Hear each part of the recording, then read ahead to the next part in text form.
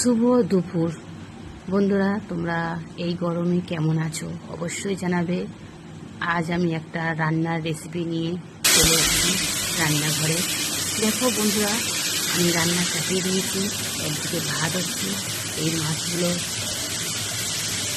ভাজা হয়ে গেছে আর কচুর সাথে চচ্চড়ি হবে মাছের মাথা দিয়ে। বন্ধুরা, এই মাছের মাথা দিয়ে একটু সাথে চচ্চড়ি হবে। আর এদিকে আমি সজনে ডাঁটা আলু দিয়ে জিরে রান্নার ঝোল হচ্ছে। ভালো লাগলে অবশ্যই লাইক কমেন্ট শেয়ার করে দিও।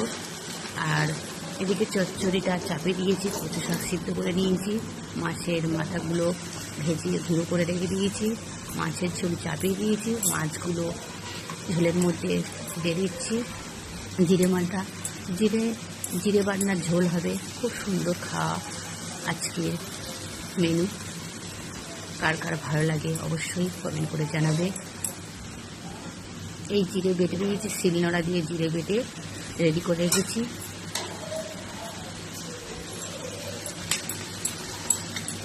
আমাদের কচু শাকের চচ্চড়ি হচ্ছে।